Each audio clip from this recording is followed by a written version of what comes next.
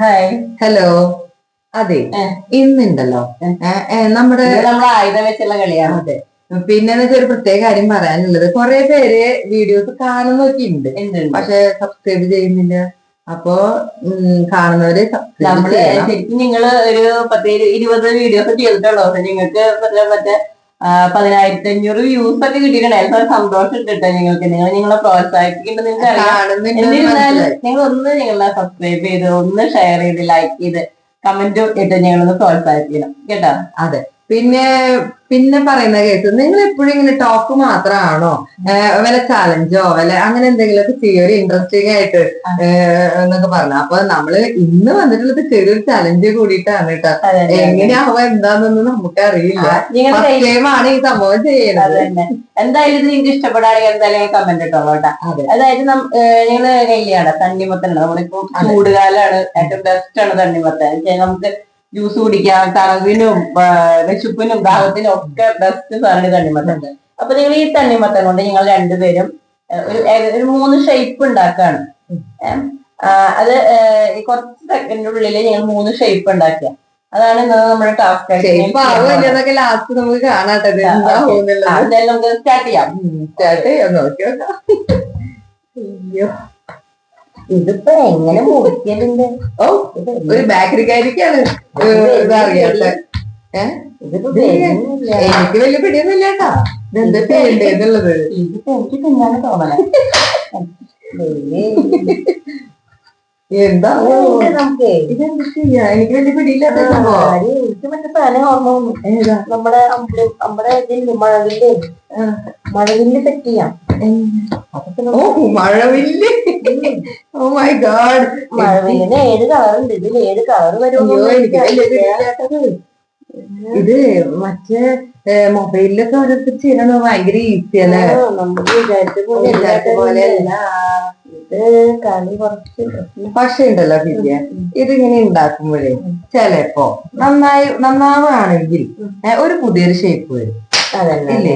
അപ്പൊ പുതിയ പുതിയ കാര്യങ്ങള് ഓരോന്ന് പഠിക്കണം. പിന്നെ അതല്ല, ലൈഫിൽ വരും. ഒന്ന് ഇപ്പൊ ഇത് റൗണ്ട് ഷേപ്പിലായിരുന്നു ഇരുന്നിരുന്നത്, നമ്മൾ പല ഷേപ്പിലാക്കുമ്പോ പല രൂപത്തിലും ഭാവത്തിലും ഇവൻ വരും. ഏതൊരു സിനിമയുടെ ഡയലോഗ് അല്ലേ? അതുണ്ട്. അപ്പൊ എന്റെ ഒരു ഷേപ്പ് മഴവില്ലാണ്. ഒരു മഴവില്ല് പോലെ തോന്നുന്നുണ്ട്. 7 കളറുണ്ട് ഇതിലിപ്പോ. 7 കളർ. അതെ, 1 2 3 4 5 6 7 കളർ കറക്റ്റ്. അപ്പൊ എന്റെ ഫസ്റ്റ് എന്താ ഒരെണ്ണം കിട്ടി.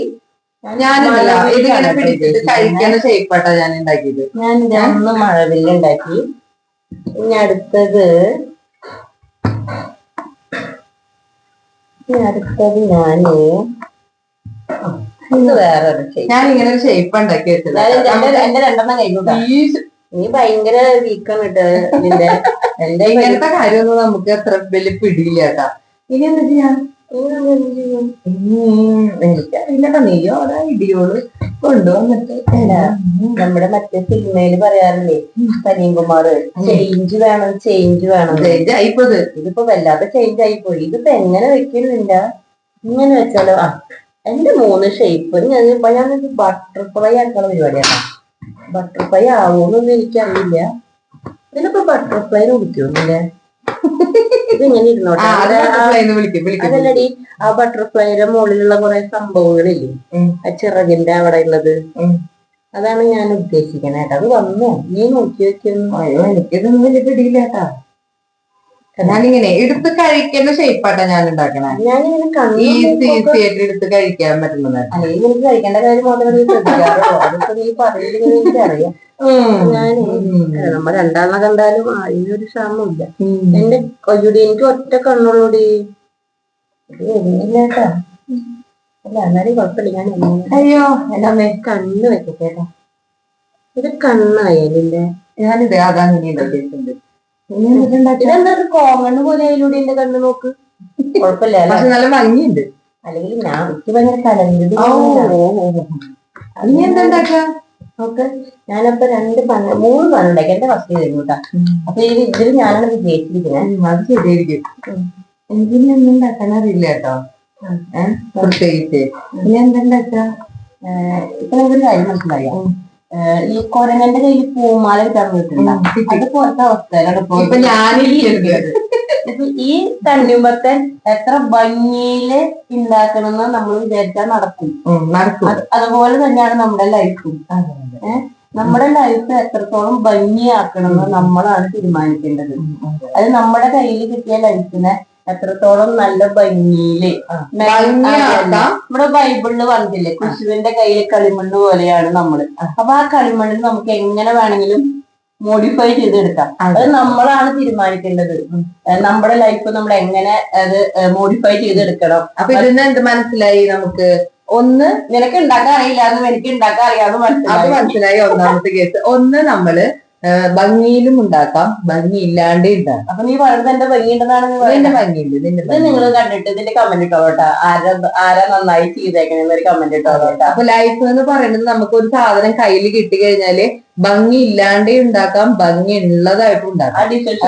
നമ്മളാണ്. അതെ, നമ്മളാണ് അത് തീരുമാനിക്കേണ്ടത്. ഭംഗി ഇല്ലാണ്ട് കുറെ പരിശ്രമിച്ചാലും ചിലപ്പോ ഭംഗി ഇല്ലാണ്ട് വരും.